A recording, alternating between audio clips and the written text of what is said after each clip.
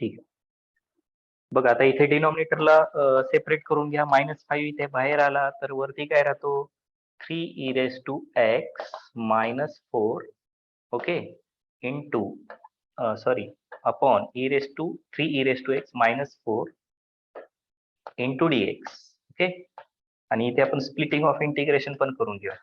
So plus plus 3e⁻x plus 3e⁻x upon 3e⁻x-4 okay 3e⁻x-4 into dx. कळलं का होय? हमखास 3 ते 4 मार्काला येणारे प्रॉब्लेम्स आहेत बरं. काय अवघड आहे याच्यामध्ये? सगळ्या कॉरोलरीवरती डिपेंड आहे आणि फक्त न्यूमरेटरला एक्सप्रेस करायचं एवढं लक्षात आलं की झालं. So this is equal to -5 into integration of dx okay. आता बघा इथे डिरेक्टली कॉरोलरी यूज करता येते की नाही? लॉग ऑफ मॉड, कारण खालच्याचं डेरिव्हेटिव्ह वरती आहे तर तुम्ही डिरेक्टली यूज करू शकता ओके. किंवा तुम्हाला एखादी स्टेप काही वेगळी लिहायची असेल तर लिहू शकता. मग आता इथे मी काय करतो की असं लिहितो बघा. मी काय करतो इथं वरती डेरिव्हेटिव्ह आहे खालच्याच असं मेन्शन करतो फक्त. म्हणजे d/dx ऑफ कुणाचा तर का खालच्याचा 3e⁻x. किती सोपं आहे. मागच्या गणितात तसंच होतं बरं. आपण फक्त ते 8 कॅन्सल केल्यामुळे आपल्याला ते परत लिहावं लागेल. So 3e⁻x-4 into dx into dx. तुम्हाला हवी असेल तर कॉरोलरी सुद्धा लिहिता येते. लक्षात घ्या कॉरोलरी सुद्धा लिहिता येऊ शकते इथं. So this is equal to -5x. This is a -5x plus okay. काय याची corollary? Log of mod of fx plus c 3e⁻x-4 plus c. संपलं. बघा हे तुमचं फायनल आन्सर इंटिग्रेशन तुमचं डिफाईन झालेलं आहे. Integration and derivative are anti process. वाचत राहा इंटिग्रेशन, काही फारच अवघड नाही. इंटिग्रेशन खूप लवकर कळतो. इंटिग्रेशन डेरिव्हेटिव्ह जर तुम्ही नीट समजून घेत असाल, वाचत असाल तर डिफरन्शियल इक्वेशन जो सगळ्यात शेवटचा चॅप्टर आहे तो एकदम लवकर कळतो. हे लक्षात घ्या. ऑब्विसली तो 11 मार्कासाठी मोठा चॅप्टर आहे, पण आता फास्ट ट्रॅक बॅच आपल्या सुरू होणारच आहेत. अभ्यास वाढतो, आपलं शिकवणंही वाढतं, एक्झाम्स वाढतात, सगळ्याच गोष्टी वाढून जातात या 2-3 महिन्यात. जानेवारी एंड पर्यंत आपला अभ्यास खूप पुढे जातो. लक्षात घ्या. शिकवणंही तसंच असतं. लेवल तुमची वाढल्यामुळे शिकवणं थोडं स्टँडर्ड मोडवरती पटापट होऊन जात आहे. लक्षात घ्या. आपण पूर्वी कसं एकदम फाउंडेशनचं पाहत इथपर्यंत आलेलो आहे. मध्ये आपण फाउंडेशनला 10 तास गेले मध्ये ओके. ते 10 तास नाही आपण केले असते तर आपण सिलेबस, माझ्या मते लातूरमध्ये कुठल्याही क्लासमध्ये आपल्या बरोबरीनं सिलेबस नाही, कुणी फाउंडेशनचं बोलतही नाही. ठीक आहे. चला आता पुढे थर्ड एक सोडूयात आता आपण. तिसरा चौथा कुठला? तिसरा सोडूयात. चौथा तुम्ही होमवर्कला करून लगेच सेंड करून मला दाखवू शकता परत. ओके. ग्रुपवरती टाका. होमवर्कसाठी आपण फोर्थ प्रॉब्लेम ठेवूयात. तिसरा प्रॉब्लेम लिहू शकता. Integration of 3e⁻x+4 upon 2e⁻x-8. एवढा एक प्रॉब्लेम सोडूयात आपण. Let I equal to problem लिहून घ्या. Integration of 3e⁻x+4. संपलं तुमचं 5.3 कव्हर झालेलं. लक्षात घ्या 5.3 मधला कुठलाही प्रॉब्लेम परीक्षेत येण्यास सक्षम आहे 3 मार्कासाठी. त्यामुळे तुम्ही तयारीत राहा. तुमचा इनफायनाईट इंटिग्रेशन हा पूर्ण चॅप्टर मी ऑनलाईन कव्हर करणार आहे. इथेही डबल होणारच आहे. थोडासा जलद होईल. सॉल्व प्रॉब्लेम्स वगैरे डिस्कस होणार नाही, कारण फास्ट ट्रॅक बॅचला कन्सिडर करून होतं ते. ठीक आहे. Let I equal to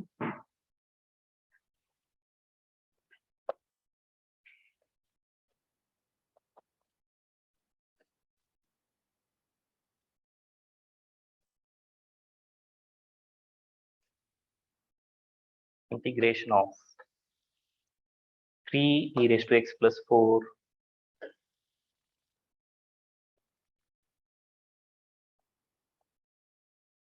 upon 2e⁻x-8 into dx. ओके. चला खाली लिहायचं. Numerator can be expressed at numerator can be expressed as, कसा एक्सप्रेस करता येतो ते पण नाही. Numerator equal to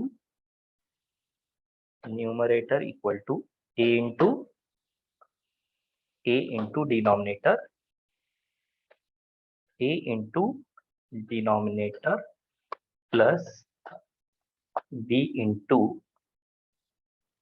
derivative of denominator. Clear समजून घ्या. क्लिअर समजलं तर कन्फ्युजन नाही होणार, कारण पुढे सुद्धा काही फॉर्म्स तुम्हाला हे होतील, इंटरसेक्ट होतील. मग काही गोष्टी तुम्हाला डाऊट येतात किंवा कन्फ्युजन व्हायला लागते. इथं लक्षात घ्या कशाला काय असतं वगैरे आहे ना. त्यासाठी क्लिअर समजून घेण्याकडे भर द्या, रिव्हिजन वरती भर द्या. So numerator 3e raised to x plus 4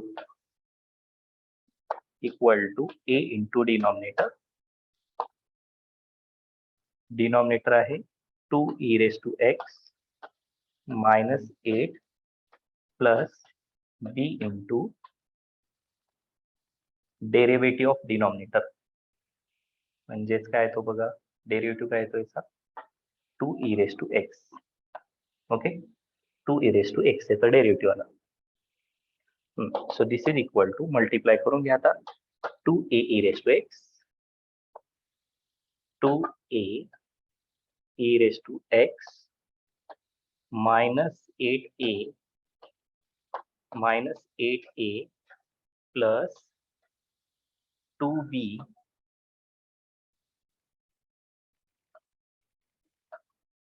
e raised to x. Okay, e raised to x च्या टर्म्स जवळ घ्या, e raised to x च्या टर्म्स जवळ घ्या. So 2e raised to x plus 2b e raised to x minus 8a. Okay, आता लिहू शकता तुम्ही comparing coefficients of e raised to x. ती e raised to x common काढून घ्या. So this will be 2a plus 2b e raised to x जशाच तसा minus 8a. So therefore,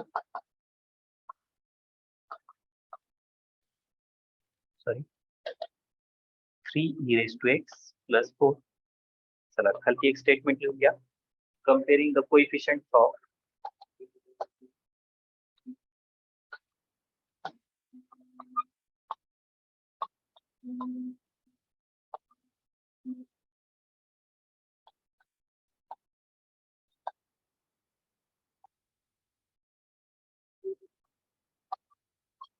and constant terms. आवाज येतोय?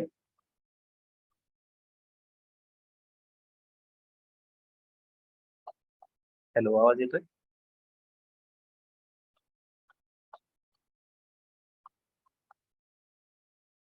हॅलो, आवाज येतोय? हो sir.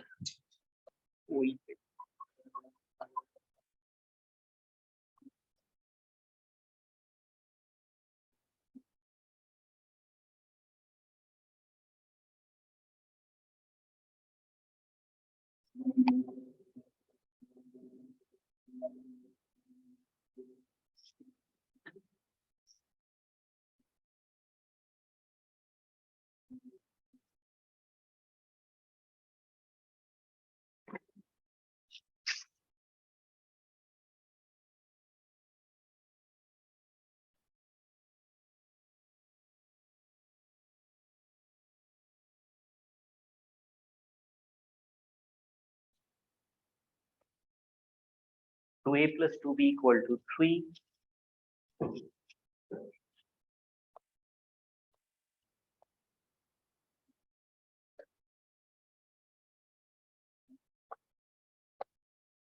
And इकडे काय येतं, -8a equal to 4.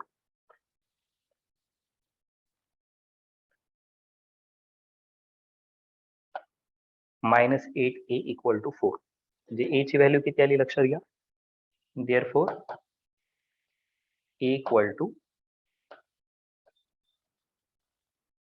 -1/2. ए ची व्हॅल्यू आलेली आहे -1/2. आता ही ए ची व्हॅल्यू इकडे ठेवा. So therefore 2 into -1/2 plus 2b equal to 3. So this 2 get cancelled. म्हणजे किती आली व्हॅल्यू बघा आता. सो देअरफॉर -1 शिल्लक राहिली इथं. -1 plus 2b equal to 3. Okay, so 2b equal to 3 plus 1. 3 plus 1 equal to काय आला? 4. So therefore b equal to 2. b ची व्हॅल्यू 2 आली. b ची व्हॅल्यू 2 आली तुमची. a ची आली हाफ. आता इथे इक्वेशन नंबर्स टाकायचे आहेत. त्याला टाका 2 आणि वरती द्या 1 नंबर. इथे घ्या 1 नंबर. ठीक आहे, म्हणजे आपल्याला लिहिता येईल from 1 and 2. So therefore I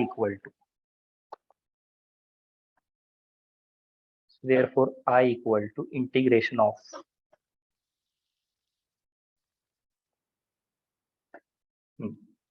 आता बघा ए ची व्हॅल्यू काय तुमची -1/2 इंटू डिनॉमिनेटर. डिनॉमिनेटर काय आहे तुमचं बघा 2e⁻x - 8.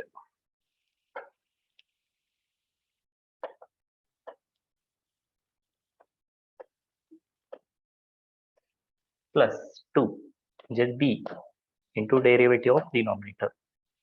डेरिव्हेटिव्ह ऑफ डिनॉमिनेटर किती आहे 2e⁻x अपॉन डिनॉमिनेटर e⁻x -8. हे कुठून आलं फ्रॉम 1 and 2. इथे लिहायचंय from 1 and 2. From 1 and 2. Okay, denominator separate out करा चला. So this is equal to -half ला -हाफ इथून सेपरेट करायचं तुम्हाला. So this is equal to 2e⁻x -8 and 2e⁻x -8 into dx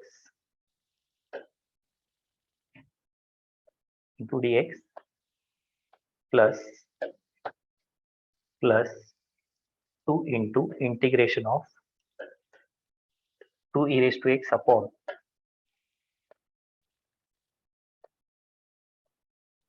2e⁻x -8 into dx. Okay, बघा इथं काय होतं हा 2e⁻x -8 2e⁻x -8 get cancel. So this is equal to -1/2 into integration of dx plus आता इथं 2 ला 2 खालच्याचा डेरिव्हेटिव्ह वरती आहे असं लिहायचं का d/dx ऑफ 2e⁻x -8 असं लिहायचं वरती अपॉन 2e⁻x -8 into dx. झालं, इथं तुमचं फायनल आन्सर येऊन जाईल. So this is equal to -1/2 x dx integration x plus 2 into log of mod of 2fx. fx कोण आहे इथे 2e⁻x -8 प्लस c. कळलं काय?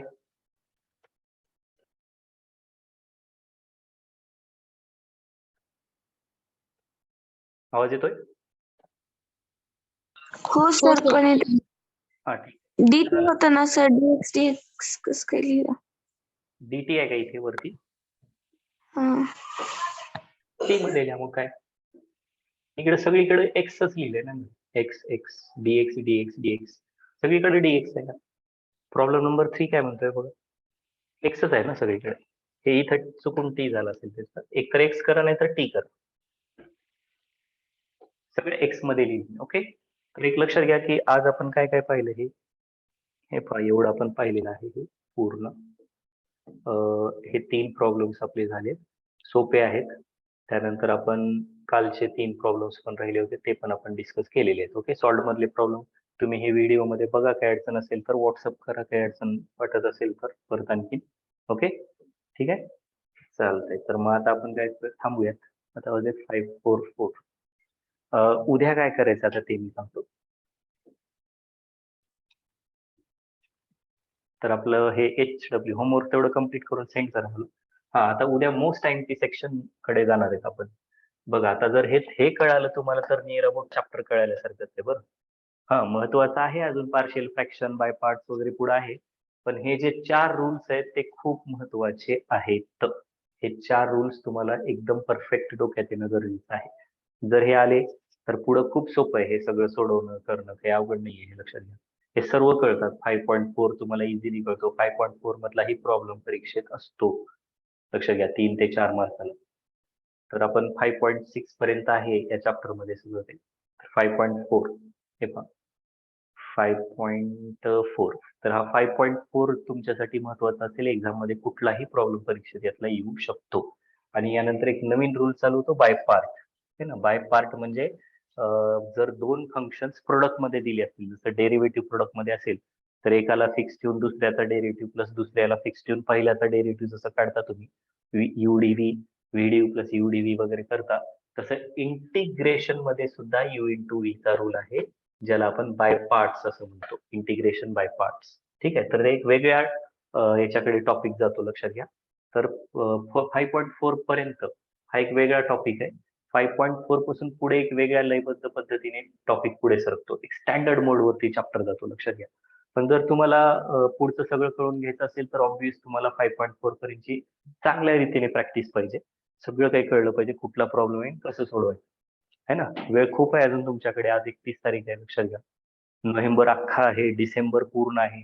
2 महिने 60 दिवस तुमच्याकडे कम्प्लीट आहे. आणखी तुमच्याकडे जानेवारी पूर्ण येतो, है ना. तसं पाहता खूप वेळ आहे. त्यामुळे टार्गेट तर असं पाहिजे की 31 डिसेंबर पर्यंत मॅथ्स पूर्ण कव्हर व्हावं तुमचं बऱ्यापैकी. आता ज्यांनी उशीर गेला फास्ट ट्रॅक मध्ये ऑब्व्हियसली त्यांचं उशीर होणारच आहे. पण जे मुलं आहेत सुरुवातीपासून, तर नियर अबाउट 31 डिसेंबरच्या अगोदरच ते कव्हर झालेले असतील, हे लक्षात घ्या. उद्या हा शेड्यूल येईल तुम्हाला, त्यानुसार लक्षात येईल की कधी कुठं काय कव्हर होणार आहे. ठीक आहे, चालतं, मग थांबूयात आज आपण. ओके.